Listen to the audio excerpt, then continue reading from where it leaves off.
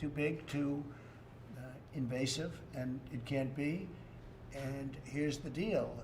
I don't mind if, whether it's Microsoft or somebody else, a big company, a secure company, very American company, buy it. It's probably easier to buy the whole thing than to buy 30% of it, because they say, how do you do 30%? Who's going to get the name? The name is hot. The brand is hot. And who's going to get the name? How do you do that if it's owned by two different companies? So my personal opinion was you're probably better off buying the whole thing rather than buying 30% of it. I think buying 30% is complicated. And I suggested that he can go ahead, he can try. We set a date, I set a date of around September 15th, at which point it's going to be out of business in the United States. But if somebody, and whether it's Microsoft or somebody else buys it, that'll be interesting. I did say that if you buy it, whatever the price is, that goes to whoever owns it, because I guess it's China, essentially, but more than anything else. I said a very substantial portion of that price is going to have to come into the Treasury of the United States, because we're making it possible for this deal to happen. Right now, they don't have any rights unless we give it to them. So if we're going to give them the rights, then it has to come into this country. It's a little bit like the landlord-tenant. Without a lease, the tenant has nothing. So they pay what's called key money, or they pay something. But the United States should be reimbursed or should be paid a substantial amount of money, because without the United States, they don't have anything, at least having to do with the 30%. So I told him that. I think we're going to have, maybe a deal is going to be made. It's a great asset. It's a great asset, but it's not a great asset in the United States unless they have the approval of the United States. So it'll close down on September 15th unless Microsoft or somebody else is able to buy it and work out a deal, an appropriate deal, so the Treasury of the, really the Treasury, I guess you would say, of the United States gets a lot of money, okay? Mr. President, can you explain why so many of the public health experts on the coronavirus task force are contradicting you on things like why the virus is so widespread in this country, on the efficacy of hydroxychloroquine? Why are so many of these people on your task force contradicting you? Well, I think we're doing a great job. I think we're doing great on vaccines. We're doing great on therapeutics. You'll be seeing that very soon. I think we're, when you look at a map, this is a map of the, I've sort of shown that around a little bit, but that's, the red is the area of most concern. It's a pretty recent map of the country, and there's a lot of people that, in a lot of areas that have gotten very, better very fast.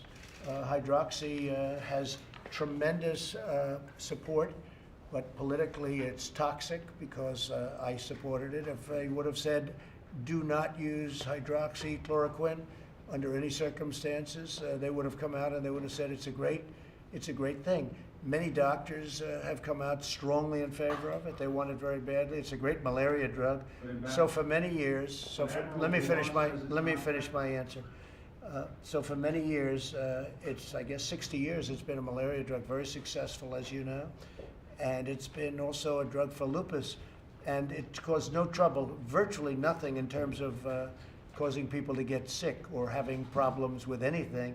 You add the zinc and you add the zithromycin, the Z-Pak as they call it, and it's been very, I happen to take it myself. The threesome, I took it myself for a period of 2 weeks. I had no problem. I had no problem whatsoever, and importantly, I didn't test positive. That's very nice. Okay, I'm very happy about that, negative. And so that's the story. It's very highly thought of. Interestingly, a great doctor, from what I understand, a great doctor from Yale, feels very strongly about hydroxychloroquine. The Ford Clinic in Michigan came out with a very, very powerful paper saying it's very good. Many other, in France, as you know, they came out with a very positive statement. Many individual doctors have come out with very positive statements.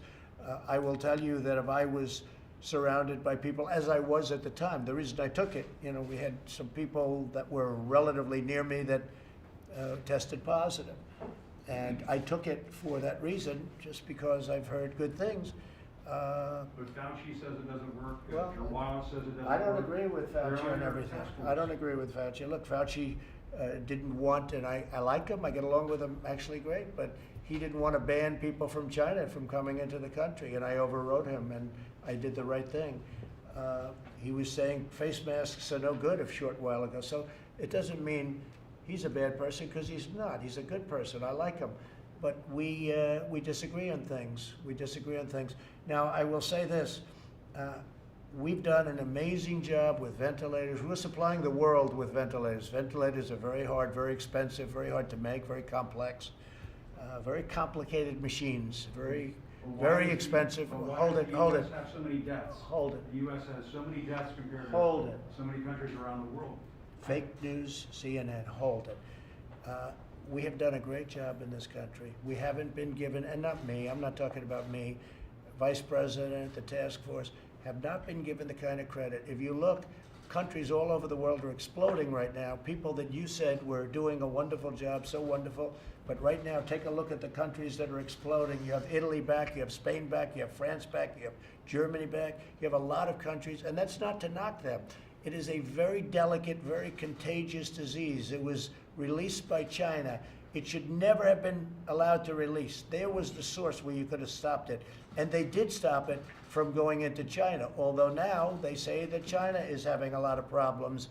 Moscow in Russia is having tremendous problems. What China unleashed was a very, very sad situation. With all of that being understood, the United States has done an amazing job, a great job, and you're going to see that because we have vaccines and we have therapeutics coming very soon. Yeah, go ahead. Mr. President, why are you not involved directly in negotiations with Capitol I Hill? am.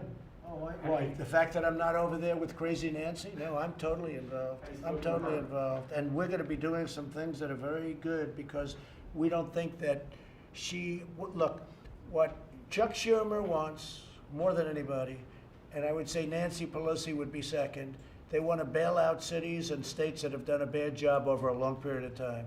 Nothing to do with coronavirus or China virus or whatever you want to call it.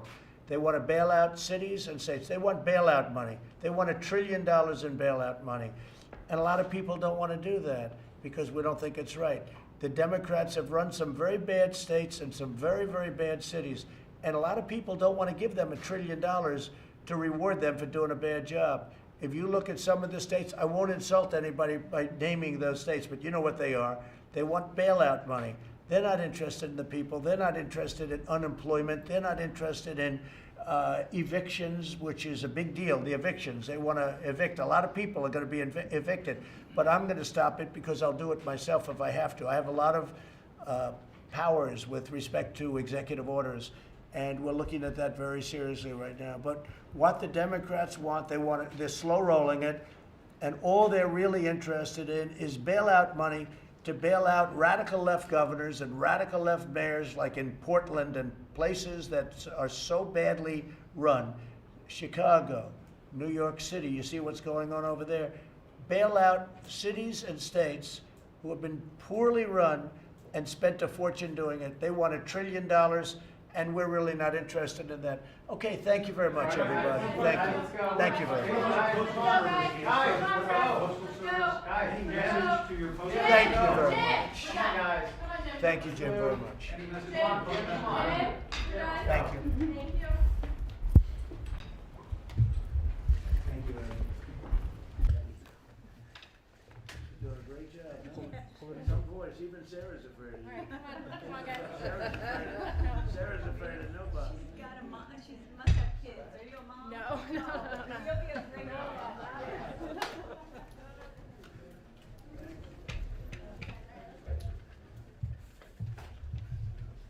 Thanks, Scott.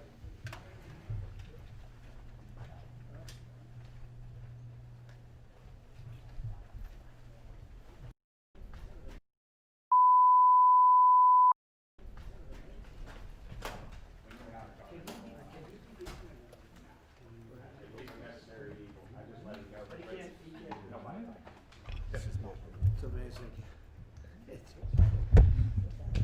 Hello, everybody. How are you? Y'all need me to move over? Yes, sir. You do whatever you need. We're just happy to hear. Don't call me sir.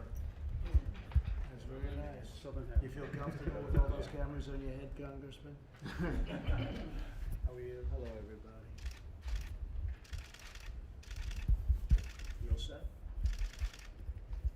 Well, thank you very much. And today I'm signing an executive order to ensure that the federal government lives by a very simple rule: hire American. We've been doing it at a level that hasn't been done maybe ever.